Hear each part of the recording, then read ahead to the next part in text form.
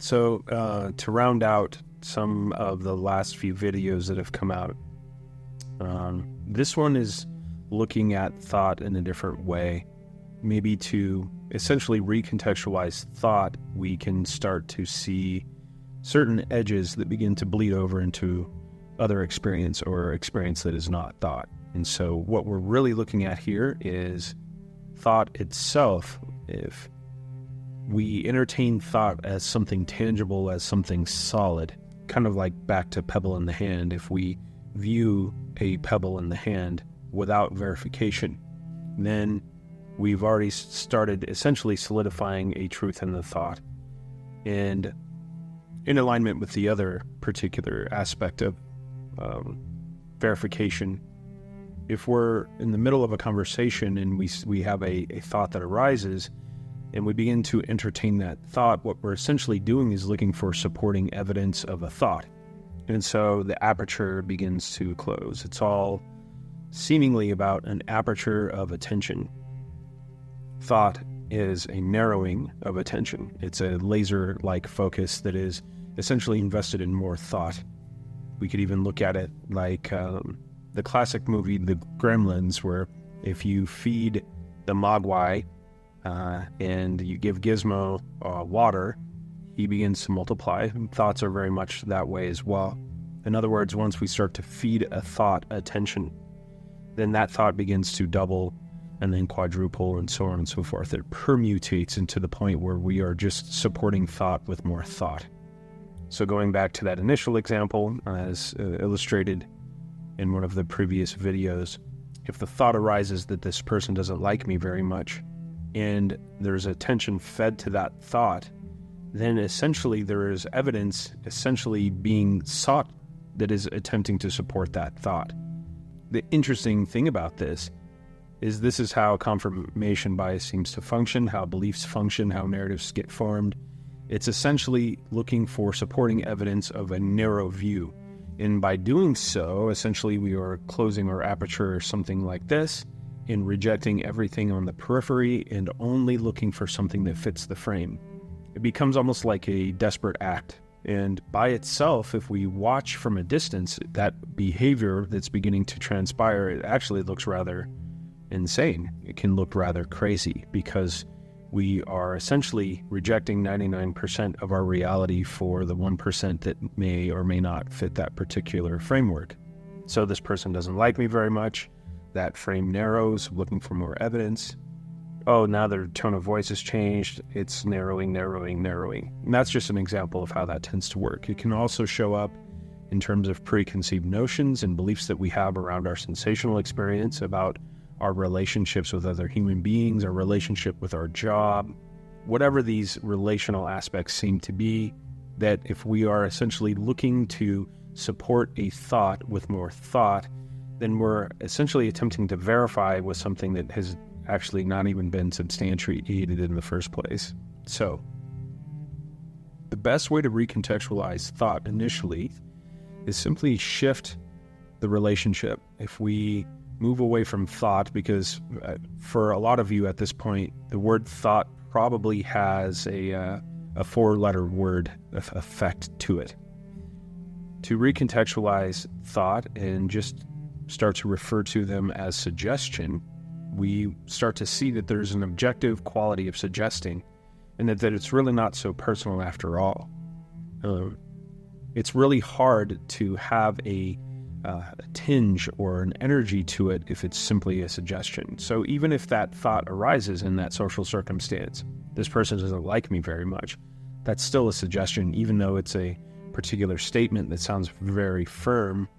The suggestion is there, and that's it. It's just a suggestion, which gives us a sense of essentially what to do next or how to engage next, which isn't really what's actually taking place. Yet at the same time, in our very human experiences, there can feel like some aspects of progress or doership along the way. So once we realize there's a suggestion, it almost seems like we reach a fork in the road right there. We can entertain that suggestion with more thought, with more suggestions essentially, or we can immediately move into our foundational reality thereby not entertaining that particular layer of thought. So to essentially remain in our basic, most fundamental sense of reality as often as possible. This is living in a literal way. Realizing that these thoughts are suggestions, even if they're memories, it's a suggestion for this instant, and what we must do is just move directly into our objective reality, our literal reality, and just rest with that. And it's just a simple turning of attention. For most of us at this point, it may feel like we have a flashlight of attention. It's somewhat focused, and it can be a flashlight that's somewhat beaming onto thoughts as they seem to be coursing through experience. Or we can turn that flashlight inward and experience sensation, or we can experience the visual field, or we can experience any aspect of our senses, the sense gates, the sense gate, the one sense, these sorts of things.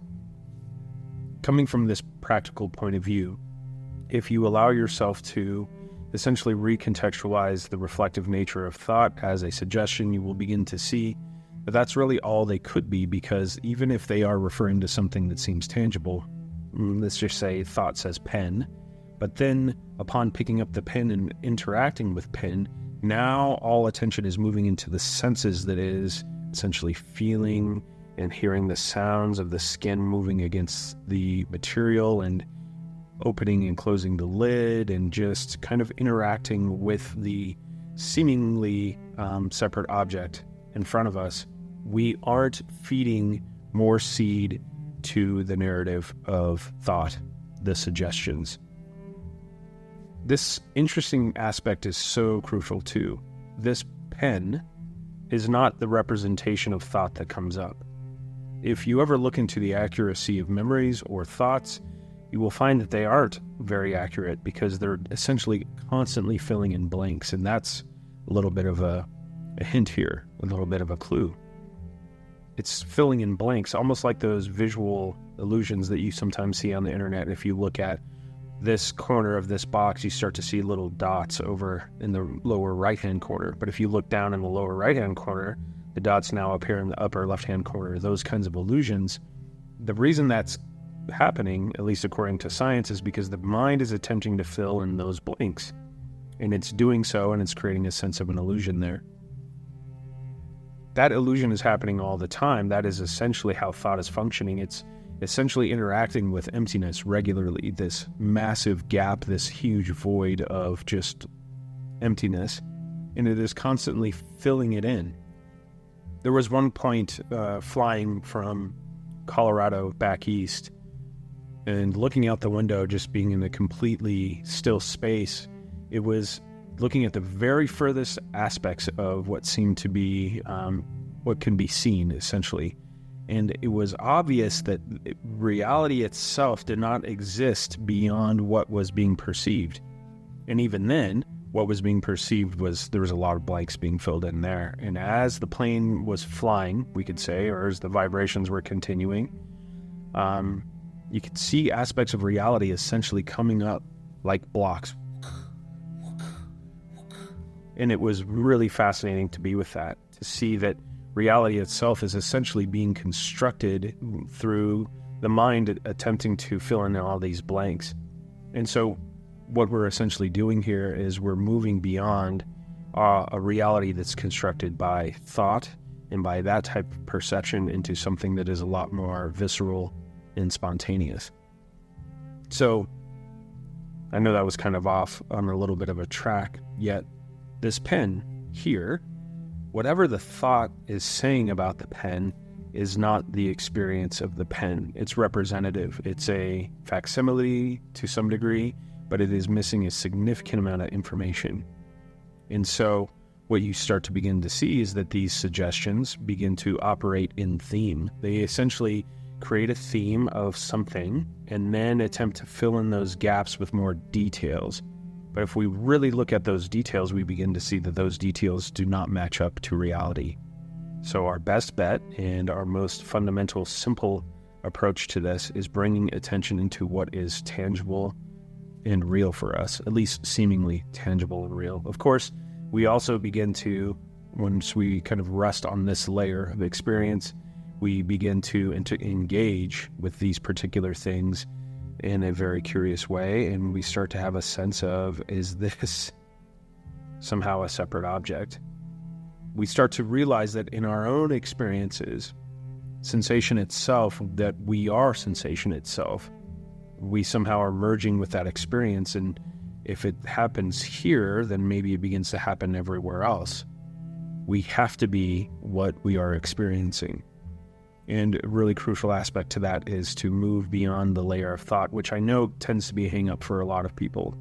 So this can be really useful in the midst of meditation, noticing that the thoughts are coming up simply as suggestion, and there is no verification for thought at all.